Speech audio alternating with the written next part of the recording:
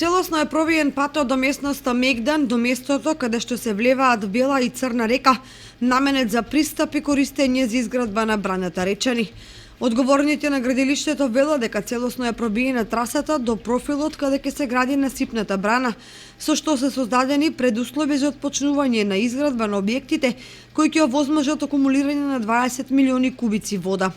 Во меѓувреме е распишан и тендерот за избор на градешна фирма која ќе го гради овој капитален објект, а процедурата за пријавување е отворена до 21 јануари 2016 година.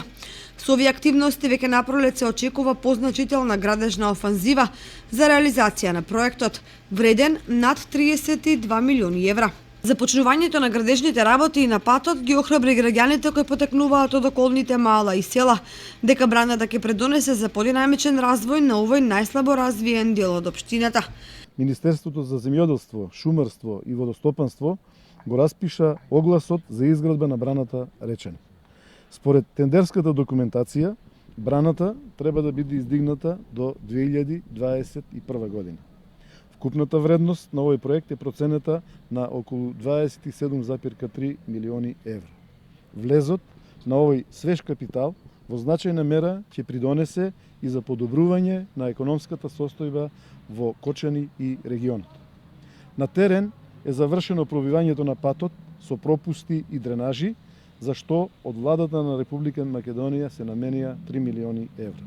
Со проектот е предвидена изградба на потпорни зидови во должина од 840 метри, а патот ќе биде со асфалтна коловозна ширина од 4,5 метри со банкини и асфалт.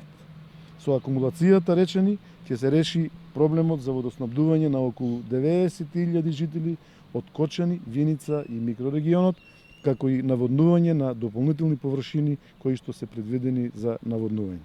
Луѓето кои имаат своји имоти кои се простираат по бреговите на Вештачкото езеро се надеваат дека ќе пораснат цените на квадратен метар по основ на зголемен интерес за изградба на викендички покрај езерото. Браната ќе располага со чиста вода бидејќи низводно на Бела и Црна река нема индустријски капацитети и населби кои би ја загадиле. А се очекува развој на рибниот туризам и редица други дејности на и околу езерото. Рокот за изградба на највредната инвестиција во крајниот источен дел на државата е димензиониран на 60 месеци, а со незината реализација ќе се остварат повеќе стопански ефекти.